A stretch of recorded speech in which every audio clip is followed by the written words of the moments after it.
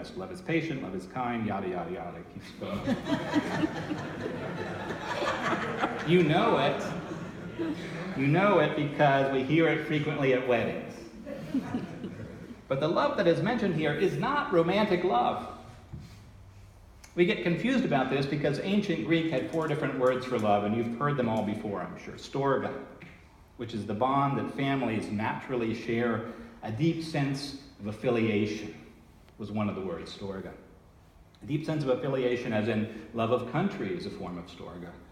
Or love for a sports team, so all you Lady Balls fans have storge for one another. So. Phileo is affectionate regard or friendship, as in the love that friends share for one another. Or as in Philadelphia, which at least at some point in time was the city of brotherly love. Eros, probably our favorite one. Romantic love, or passion, as in the love we'll celebrate here at Church of the Savior at our Valentine's Day banquet on February 9th. All of these forms of love are good things, but none of these are the kind of love that Paul or Jesus or the New Testament talk about. That love is agape. Agape is the hard-to-comprehend, unconditional love of God toward all God's children.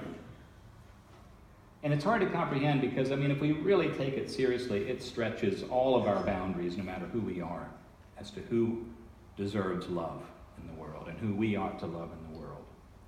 It is also the love we are called to practice toward neighbors, strangers, and even enemies with the first commandment, love God and love your neighbor. That is agape. Agape is the love that Jesus said falls like rain on the good and the bad alike. Tom Aquinas said it meant to will the good of another. To will the good of another. So don't get me wrong, it's not inappropriate to read 1 Corinthians 13 at a wedding. Marriages that are healthy include all 4 kinds of love. Team spirit, friendship, passion, and selfless care for the well-being of another. But Paul's letter to Corinth wasn't about marriage or romantic relationships. It was about community. It was written to a church community, about how to live toward one another in community, and more specifically in the church community, which is meant to practice, model, and embody the love of God alive in the world. So it's very interesting to reread 1 Corinthians 13, not with your spouse in mind who's never going to live up to that, or your partner, but with community in mind.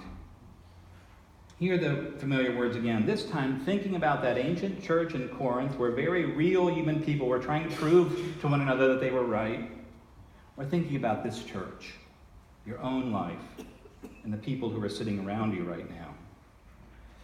If I have prophetic powers and understand all mysteries and all knowledge, even if I have all faith so as to remove mountains, but I don't have love, Paul wrote, I'm nothing. If you give away all your possessions so that you may boast, but you don't have love, you gain nothing.